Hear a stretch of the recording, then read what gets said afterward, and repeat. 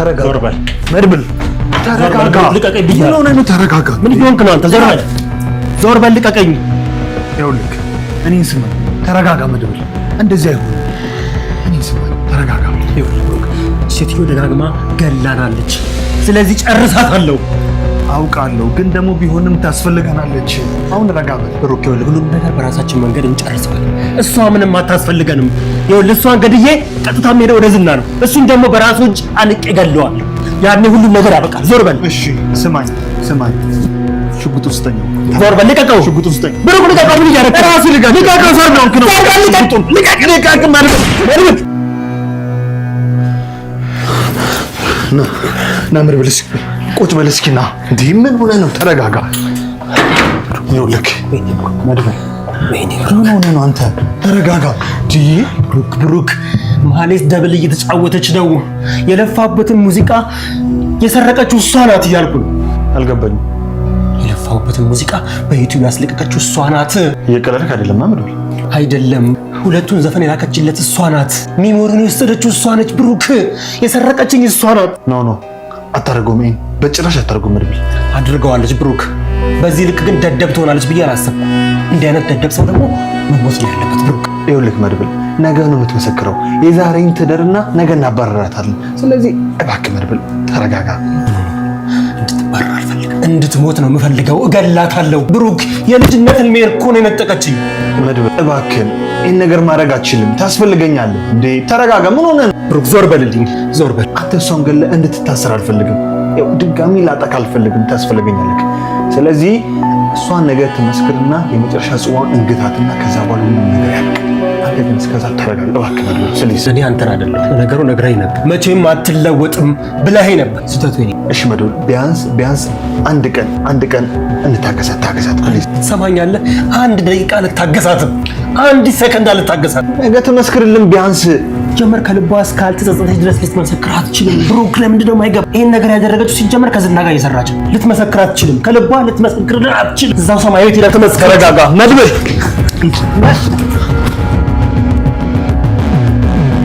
ማህሌት አሁን ላይ የመጀመሪያ በትሯን መድብል ላይ አሳርፋለች ማለት ነው። እሷ ያው ይሄንን ነገር የጀመረችው እነሱ ላይ መቀየር የጀመረችው ባለፈው ብሩክ መቼም ይቅርታ እንደማያደርግላትና እሷን እንደ ሚስት ከዚህ በኋላ እንደማይቀበላት እናም ደግሞ ነገሮች ከተስተካከሉ በኋላ ከቅድስት ጋር መጋባት እንደሚፈልግ ሲነግራት ማህሌት ያኔ ተስፋ ቆርጣ እነሱ ላይ ለመቀየር አስባለች ማለት ነው። መጀመሪያ ያደረገችው መድብል ለብዙ ጊዜያት ሲለፋበት የነበረውን ሙዚቃ ሽጣ ነው። አሁን ላይ የገንዘብ ችግር የለብኝም ብላ ምንም ነገር ሳይመስላት ደረቷን ነፍታ ለኤፍራታ ራሱ ደውላ ስትነግራት የነበረው ማለት ነው። እናም ደግሞ ከራሷ ጋር ራሱ ስታወራ እድሜ ለመድብል አሁን ላይ ምንም አይነት የገንዘብ ችግር የለብኝም ብላለች ማለት ነው። ያው እሷ ያደረገችው የመድብልን ሙዚቃ ሰርቃ ዩቲዩብ ላይ የሚለቅ ሰው ዘፈኑን ለዛ ሰው ሽጣለች ማለት ነው። ይሄ ነገር ደግሞ መድብልን ምን ያህል እንዳሳበደውና ምን ያህል እንደተናደደ አይተናል። በእርግጥ በስተመጨረሻ አሁን ሽጉጥ ይዞ ወደ እሷ ክፍል እየሮጠ ነው። ግን ደግሞ አሁንም ተስፋ አላቸው። ማህሌት ነገ ለኛ ትመሰክራለች፣ አንድ ቀን ብቻ ነው እየቀረው የሚለውን ነገር ብሩክ አሁን ላይ እያወራ ነው። እውነት ማህሌት ያንን ነገር ታደርጋለች ወይስ አታደርግም የሚለውን ነገር ለመገመት በጣም የሚከብድ ነገር አይደለም ማለት ነው። ማህሌት እስከ ፍርድ ቤቱ ድረስ ከነሱ ጋር ትሄዳለች። እዛ ጋር ደግሞ እነሱ ትመሰክርልናለች ብሎ ሲጠብቋት ማህሌት በጭራሽ ለመድብልና ለብሩክ ልትመሰክርላቸው አትችልም ማለት ነው። አሁን ላይ ያዋጣኛል ብላ ያሰበችው እሷ ዝናን ይመስላል ማለት ነው። ከሱ ጋር ሆና ለመስራትም አስባለች። መጀመሪያውንም በእርግጥ እዛ ቤት እንድትገባ ያዘዛት ዝና ነበር። እዛ ቤት ገብተሽ ብሩክን ይቅርታ ጠይቀሽው የኔን ስራ ትሰሪልኛለሽ፣ እናም እነሱ የሚያወሩትን ነገር የሚያደርጉትን ነገር ትሰልይልኛለሽ ብሏት ነበር። ማህሌት ደግሞ ዝና እንደዛ ቢላት ራሱ እሷ የእውነትም የምርም የብሩክን ይቅርታ ፈልጋ ነበር የመጣችው። ያው ችግር ላይ ስለነበረች ኤፍራታም ከራሷ ቤት ስላባረረቻት ያንን የመሰለ ትዳሬን በራሴ እጅን የገፋው። ስለዚህ አሁን ላይ ተቆጭቻለሁ፣ ተጸጽቻለሁ። ከዛ ሁሉ ክፋትና ከዛ ሁሉ ተንኮር ምንም የቀረኝ የተረፈኝ ነገር የለም በሚለው ወደ ብሩክ ተመልሳ ብሩክን ይቅርታ ጠይቃው እንደ በፊቱ እንደ ባልና ሚስት አብሮ መኖር የሚለውን ነገር ከልቧ ፈልጋ ነበር። ግን ደግሞ ያ ነገር በጭራሽ አልሆነም። ብሩክም እሷን ሊቀበላት አልቻለም። ያው በእርግጥ አንድ ቀን አሳስታው ተሳስቶ ከሷ ጋር አደረ። እዛ ጋር ብሩክ ግን አብረን ብናድርም በመሃላችን ምንም የተፈጠረ ነገር የለም ቢልም ማለት ነው። ማህሌት ግን ተስፋ ነበራት። ብሩክ ከዛሬ ነገ ይቅርታ ያደርግልኛል፣ እናም ወደ ትዳራችን እንመለሳለን፣ እኔ እንደ በፊቱ የሱ ሚስት እሆናለሁ፣ ቅድስት ደግሞ ከፈለገች እንደ ሰራተኛ ሆና ትቀጥላለች፣ ካልፈለገች ደግሞ ከዛ ቤት ትወጣለች ብላ ጠብቃ ነበር። ብዙ ለፍታ ነበር። መጠበቅ ብቻ ሳይሆን የብሩክን ልብ ድጋሜ ለማግኘት ብዙ ሞክራ ነበር። ግን ደግሞ በስተመጨረሻ ላይ እንደማይሆን ሲገባት ነው አሁን ላይ እነሱ ላይ ተቀይራ እንደዚህ ልትቀጣቸው የጀመረችው ማለት ነው። አንደኛ ቅጣቷን መድብል ላይ ጀምራለች። ቀጣይ የሚቀሯት ደግሞ ብሩክና ቅድስት ናቸው። እነሱን ደግሞ እንዴት አድርጋ እንደምትቀጣቸው ባይታወቅም ግን ደግሞ የብሩክ ክፍል መኝታ ክፍሉ በር ላይ ቆማ ስታዳምጥ ነበር። መድብል ይዞ ወደ እሷ ክፍል መልሶ እዛ ቆልፎባት ከዛ ቤት እንዳትወጣ መድብል እስካልፈቀደላት ድረስ ወደ ውጪ መውጣትም ወይ ደግሞ ሌላ እንቅስቃሴ ማድረግም እንደማትችል አድርጎ እዛ ውስጥ ቆልፎባታል ማለት ነው። ማህሌት ደግሞ እንደዚህ የሚያደርጓት እንደዚህ የሚያሰቃዩት ከዚህ ክፍል ያለኔ ፍቃድ መውጣት አቺም ብሎ መድብል በዚህ ልክ የሚጨኩናት ማህሌት አሁን ላይ አንድ ቀን የቀረውን የፍርድ ቤት ቀጠሮ ለነሱ ትመሰክራለች፣ ከነሱ ጋር ትሄዳለች ብሎ መገመት ሞኝነት ነው ማለት ነው። ግን ደግሞ ብሩክ አሁንም ተስፋ አለው በመሃላቸው ጸብ እንዳይፈጠር መድብል ያቺን ምሽት ታክሶ እንዲያድርና እንደ ነገ ፍርድ ቤት ሄዳ ከመሰከረችላቸው በኋላ ምናልባትም እሷን ከዛ ቤት ማባረር ወይ ደግሞ በሌላ ነገር መቅጣትም የሚለውን ነገር ማሰብ እንዳለበት እየነገረው ነበር። መድብል ደግሞ በጣም ተናዷል። ዘፈኑ ምን ያህል እንደሚወድ ከዚህ በፊት በተደጋጋሚ ሲያወራ ነበር። እናም ደግሞ ለብዙ ጊዜያት ሲለፋ ነበር። የልጅነት ህልሙ ነበር። ይሄንን ህልሙን ነው ማህሌት ባጭሩ ያስቀረችበት ማለት ነው። መድብል ያው አሁን ላይ ማህሌት ወዳለችበት ክፍል እየሮጠ ነው። በእርግጥ ብሩክም ተከትሎታል። እዛ ጋር እሷ ላይ ምንም ጉዳት ማድረስ አይችልም። እዛ ጋር ግን መድብል አሁን እየሮጠ እንዳለው ሽጉጥ ይዞ ነበር እየሮጠ ያለው። እዛ ጋር ማህሌት ላይ የሆነ ጥቃት ቢያደርስ ቀጣይ የሱ እጣ ፋንታ እስር ቤት እንደሚሆን ስለማያውቅ ምናልባትም ብሩክ ይሄንን ነገር ነግሮ እዛ ጋር መድብል ገብቶ ማህሌትን እንዳይነካት ሊያደርገውም ይችላል ማለት ነው። በእርግጥ የማህሌት እዛ ቤት መምጣትና እዛ ቤት መታ መቆየትን በመጀመሪያነት የተቃወመው ብሩክ ነበር።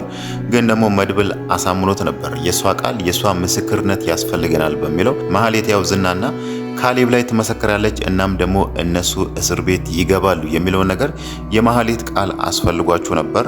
ግን ደግሞ አሁን ላይ ነገሮች ሁሉ የተበለሻሹ ይመስላል ማለት ነው። ዝና ደግሞ ያው እዛ የሆነ ፖሊስ አለ እዚህ ጋር ብሩክና መድብልን የሚያግዛቸው ፖሊስም ማለት ነው። ባለፈው ካሌብ ያንን ፖሊስ ማን እንደሆነ ያወቀ ይመስላል።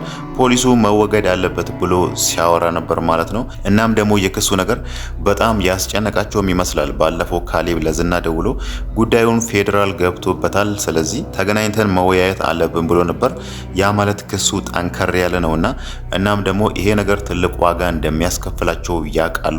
ያው ተገናኝቶ ሊያወሩም የሚችለው ምናልባት ፖሊሶቹ ይደርሱብናል ብሎ ከፈሩ ወደ ውጪ መሄድ ወይ ደግሞ ወደ ሌላ ቦታ መሸሽ የሚለውን ነገር እንዴት ማድረግ እንዳለባቸው ያንን ነገር ነው ሊማከሩ የሚችሉት ማለት ነው። ግን ደግሞ ዝና እዚህ ጋር አንድ አሁን ላይ ለመጀመር ያሰበው ነገር አለ። ሉላ ድጋሚ በእጄ መግባት አለባት የሚለውን ነገር ማለት ነው። ባለፈው ከጠበቃ ጋር ተገናኝቶ ጠበቃው ሉላ የት እንዳለች እንደሚያውቅ ነግሮት ነበር። ግን ደግሞ እዛ ጋር ዝና ጠበቃው ምን ፈልጎ ሉላ ጋር እንደሄደ አውቋል፣ ተረድቷል። እናም ደግሞ በሽጉጥ አስፈራርቶት ነበር። ግን ደግሞ ጠበቃው ላይ ሌላ ጉዳት ያደርሳል ብለን ስንገምት ነበር። እነሱ ያው የሚሰሩት ህገወጥ ስራ ስለሆነ የሰውነት ክፍልን ኩላሊት ምናምን አውጥቶ መሸጥን ስለሆነ ምናልባት ጠበቃው ላይም ያንን ነገር ያደርሳሉ ብለን ጠብቅን ነበር። ግን ደግሞ ዝና ያንን ነገር አላደረገም። አሁን ላይ ለጠበቃው የሰጠው አንድ አሳይመንት አለ። ሉላን ከየትም ፈልገ አምጣልኝ ብሎ አዞታል ማለት ነው። ጠበቃው ደግሞ የትም ሊያገኛት አይችልም። እዛ ጋም እሱ እንደ ምክንያት የጠቀሰው አድራሻቸውን ሊቀይሩ ይችላሉ፣ ስልካቸውን ሊቀይሩ ይችላሉ፣ የት ነው ማግኘት ቢለውም እዚህ ጋር ዝና ደግሞ ያ ነገር እኔን ምንም አይመለከተኝም ከየትም ብለ ሉላን አምጣልኝ ብሎታል ማለት ነው። ያው እዚህ ጋር ጠበቃው ሉላን ከየትም ብሎ ካላመጣላት ቀጣይ የሱ ዕጣ ፋንታ የሚሆነው እዛ አጠገቡ እንዳለችው እንደ ትህትና ጠበቃን ይዞ የሆነ ቦታ አስቀምጦ ምናልባትም ከቀናቶች በኋላ የሱን የሰውነት ክፍሎች ወደ ገንዘብ መቀየር የሚለውን ነገርም ሊያደርግበት ይችላል ማለት ነው። ግን ደግሞ ጠበቃው እሺ ብሎ ከዛ ጋር ወጥቷል፣ ከዛ ቤት ወጥቷል ማለት ነው። እንዴት አድርጎ ሉላን እንደሚያገኛት ባይታወቅም አሁን ላይ እነሱ ቤት ቀይሮ አድራሻ ቀይሮ ሌላ ቦታ ነው ያሉትና ይሄ ነገር ደግሞ ጠበቃውን ትልቅ ዋጋ እንደሚያስከፍለው ግልጽ ነው ማለት ነው። ትህትና ደግሞ መጀመሪያ ላይ ዝናን በፍቅር ለመያዝ ሞክራ ነበር። እሱ መጀመሪያ እሷን ሚስቱ እንድትሆን ፈልጎ ነበር። ያንን ነገር ደጋግሞ ሲሞክርም እሷ ደግሞ ያንተ ሚስት ከመሆን ብሞት ይሻለኛል ብላ የሱን ጥያቄ መቼም እንደማትቀበል ነግራው ነበር ከዚህ በፊት ማለት ነው። ግን ደግሞ ከጊዜያቶች በኋላ ቀናቶች ከሄዱ በኋላ አሁን ላይ ስታስብበት ምናልባት እሱም በፍቅር ቢይዘው እሱ በሚፈልገኝ መንገድ ብሆንለት የማምለጫ መንገድ አገኛለሁ በሚል አሁን ላይ ከረፈደ በኋላ ዝናን በፍቅር ልትይዘው ብትሞክርም እሱ ደጋግሞ ሲጠይቃት የነበረውን ቃል እወድሃለሁ የሚለውን ቃል ደጋግማ ብትልለትም ይሄ ነገር አልሰራለትም። ዝናም አልተሸወደላትም ማለት ነው። አሁን ላይ በጣም ተበሳጭታለች። እያሰበች ያለችውም የሆነ ጠርሙስ ይዛለች። እሱ ምናልባት አጠገቧ ቁጭ ብሎ ከዚህ በፊት እንደሚያደርገው ሰው ስልክ ከደወልለት ጀርባውን ሰጥቷት ነው የሚያወራውና ምናልባት ያንን ነገር ካደረገ ከኋላ በኩል በጠርሙስ እመታለሁ በሚል የሆነ ጠርሙስ ደብቃለች ማለት ነው።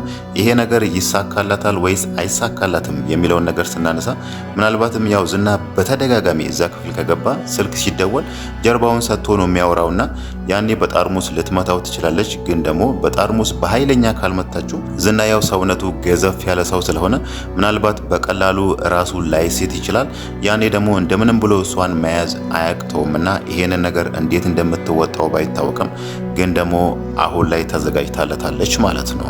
ሌላው ነገር ደግሞ ስለ ሞገስና ስለ ሉላ ነው። ያው አሁን ላይ ቤት ቀይሮ ቢሆኑ ራሱ የገንዘብ ችግር አጋጥሟቸዋል። እንዴት አድርጎ ይሄንን የገንዘብ ችግር እንደሚወጡ ባይታወቅም የተከራዩት ቤት ራሱ ለ3 ወር ኪራይ መክፈል እንዳለባቸው ቢስማሙ ግን ደግሞ አሁን ላይ ገንዘብ ተቸግሯል። ቤት ውስጥ ራሱ የሚበሉት ነገር እንዳሌለ ነው እዛ ጋር እያወሩት ያለው ማለት ነው።